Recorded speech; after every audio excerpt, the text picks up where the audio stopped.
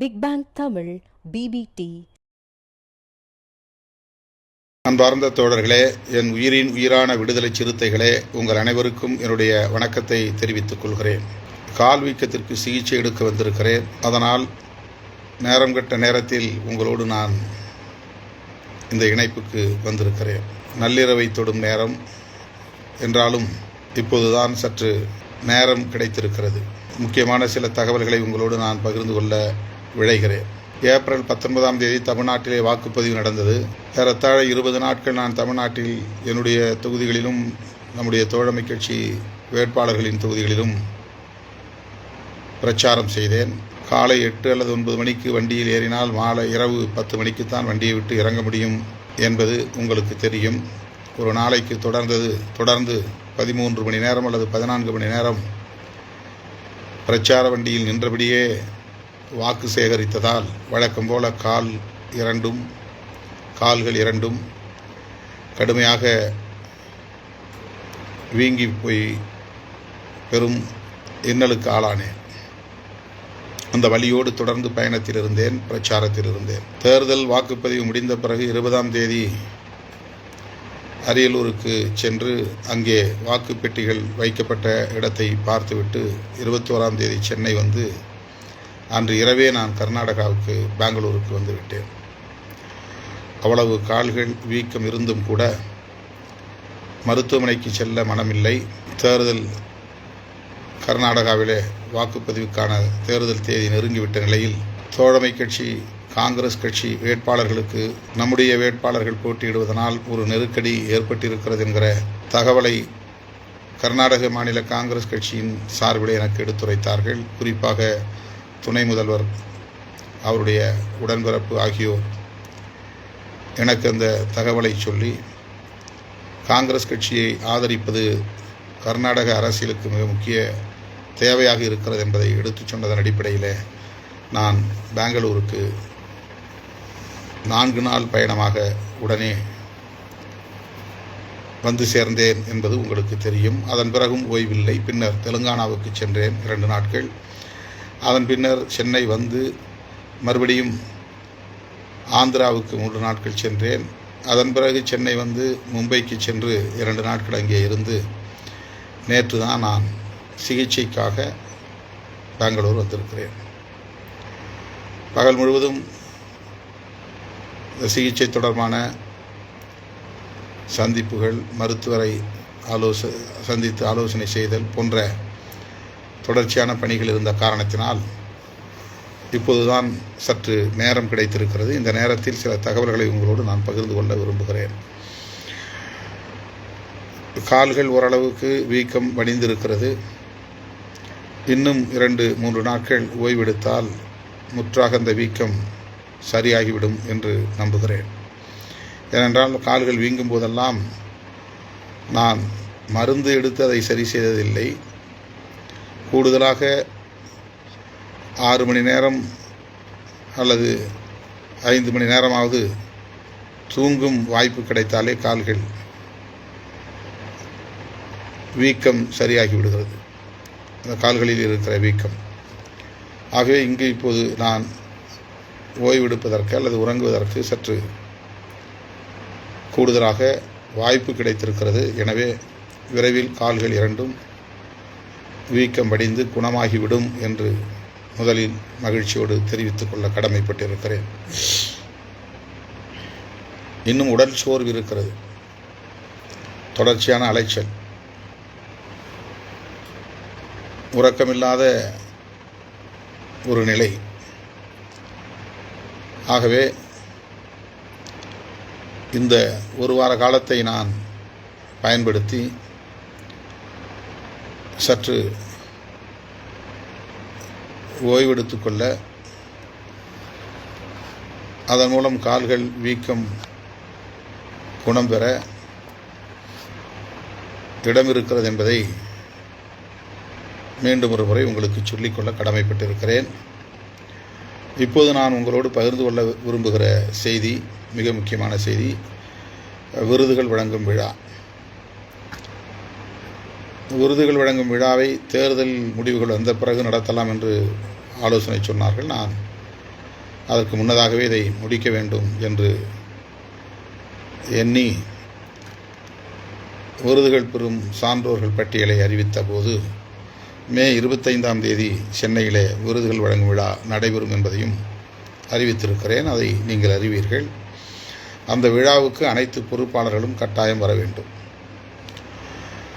தேர்தல் தொடர்பான கலந்தாய்வு கூட்டம், மேலாய்வு கூட்டம் நடத்த வேண்டும் என்று ஒரு தேதியை நான் அறிவித்தேன். ஆனால் கர்நாடகாவுக்கு செல்ல வேண்டிய நெருக்கடி ஏற்பட்டதனால் அந்த தேதி தள்ளி போடப்பட்டது. அது இன்னும் நடக்கவில்லை, எப்போது என்றும் அறிவிக்கவில்லை. மாவட்ட செயலாளர்கள் கலந்தாய்வு கூட்டம், மேலிட பொறுப்பாளர்களுக்கான கலந்தாய்வு கூட்டம், தேர்தல் தொடர்பான ஒரு மேலாய்வு கூட்டம் இந்த விருதுகள் வழங்கும் விழாவுக்கு பிறகு ஒருங்கிணைக்கப்படும் என்றும் தெரிவித்துக் கொள்கிறேன். விருதுகள் வழங்கும் விழா சென்னை தேனாம்பேட்டையில் காமராஜர் அரங்கில் நடைபெறுகிறது. மாலை 3 மணிக்கெல்லாம் தோழர்கள் அங்கே வந்து சேர்ந்து விட வேண்டும். சரியாக 4 மணிக்கு தொடங்கினால்தான் 9 மணிக்குள் முடிக்க முடியும். குறைந்தது 5 மணி நேரம் எடுத்துக்கொள்ளும். எனவே தோழர்கள் 6 மணிக்கு நிகழ்ச்சி தொடங்கும் என்றெல்லாம் கருதி காலத்தாழ்வாக வரக்கூடாது, காலம் தாழ்ந்து வரக்கூடாது. உரிய நேரத்திலே சென்னைக்கு வந்து சேர வேண்டும். காமராஜர் அரங்கில் வந்து நிகழ்ச்சியில் பங்கேற்க வேண்டும் என்று முதலில் அனைவருக்கும் அழைப்பு விடுக்கிறேன். இதுதான் உங்களுக்கு நான் நேரில் வந்து அழைப்பு விடுத்ததாக எண்ணிக்கொள்ளுகிற ஒரு அறிவிப்பு, அழைப்பு. நேரில் வந்து உங்களை அழைத்ததாக எண்ணி மகிழ்வோடு இந்த நிகழ்ச்சிக்கு நீங்கள் அனைவரும் வந்து பங்கேற்க வேண்டும் என்று அழைப்பு விடுக்கிறேன். அருமை தோழர்களே, இந்த விழாவை நாம் நடத்துகிற போது ஒவ்வொரு முறையும் நம்முடைய கட்சியின் முன்னணி தோழர்கள், மூத்த தோழர்கள், கட்சியில் உள்ள மாவட்ட மாநில பொறுப்பாளர்கள் மனமு வந்து தலா 50,000 விருது தொகையாக வழங்குவது உண்டு. அதை வைத்துதான் தொடர்ந்து இந்த விழாவை நாம் வெற்றிகரமாக நடத்தி வருகிறோம். குறைந்தது 30 லட்சம் அல்லது 35 லட்சம் வரையிலும் ஒவ்வொரு ஆண்டும் இதற்காக செலவாகிறது. இதை நாம் நன்கொடை திரட்டி நடத்த முடியாது. இது கட்சி விழா.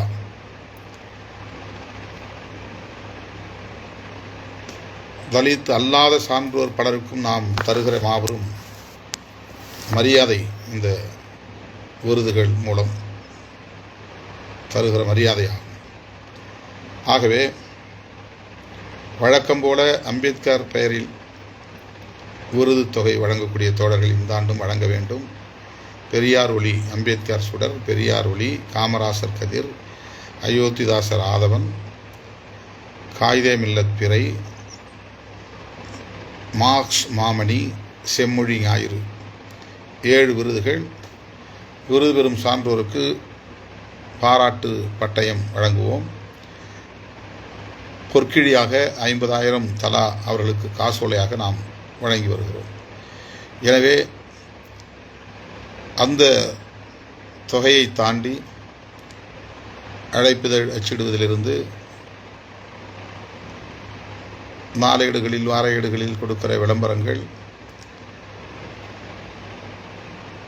மண்டப வாடகை, அப்போது செய்யக்கூடிய இதர விளம்பரங்கள், சுவரொட்டிகள், துண்டறிக்கைகள் போன்றவற்றிற்காக நாம் ஒரு பெரிய பட்ஜெட் ஒவ்வொரு ஆண்டும் செலவு செய்து வருகிறோம்.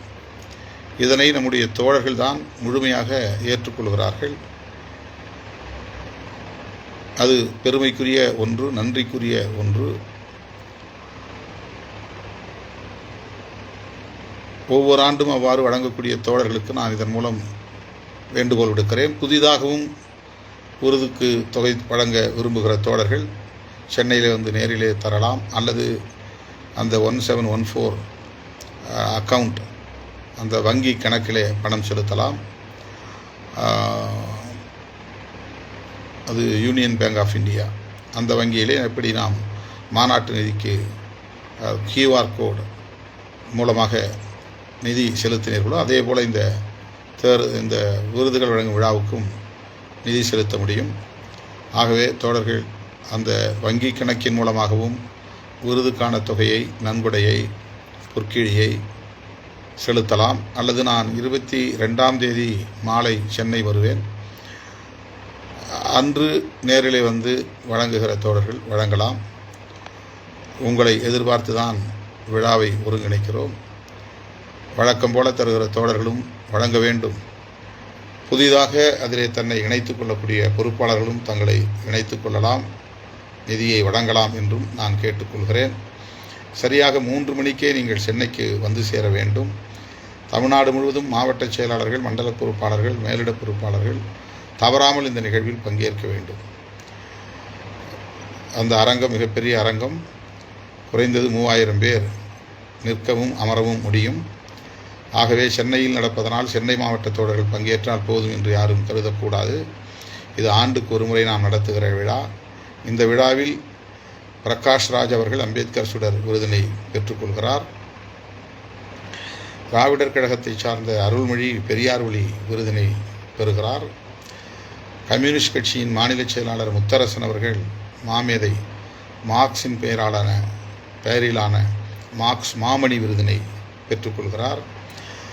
அதேபோல அயோத்திதாசர் ஆதவன் விருதினை பேராசிரியர் ராஜ் கௌதமன் பெற்றுக்கொள்கிறார். காமராஜர் கதிர் விருதினை தந்தை பேராயர் எஸ்ரா சர்க்குணம் அவர்கள் பெற்றுக்கொள்கிறார்.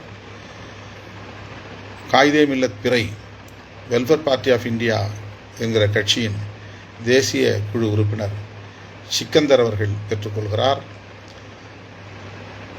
செம்மொழி ஞாயிறு கல்வெட்டுத் துறையில் புகழ்பெற்ற ஒரு ஆராய்ச்சியாளர் சுப்பராயல் அவர்கள் பெற்றுக்கொள்கிறார். ஆகவே இவர்களுக்கு நாம் சிறப்பு செய்யவிருக்கிற அந்த விழாவில் ஒவ்வொருவரும் தவறாமல் பங்கேற்க வேண்டும். இதில் ராஜ் கௌதமன் அவர்கள் மட்டும்தான் தலித் சமூகத்தை சார்ந்தவர். மற்ற அனைவருமே தலித் அல்லாதவர்கள் என்பது குறிப்பிடத்தக்கது. தலித் சமூகத்தை சார்ந்தவர்களும் தலித் அல்லாத சமூகத்தை சார்ந்தவர்களும் நல்லிணக்கத்தோடு இணைந்து செயல்படுவது அரசியல் களத்தில் மிக மிக இன்றியமையாதது என்பதை உணர்ந்து நாம் இந்த விருதுகள் வழங்கும் விழாவை தொடர்ந்து 2007 நடத்தி வருகிறோம். இந்த ஆண்டு நடத்துகிற விழாவும் முக்கியத்துவம் வாய்ந்தது.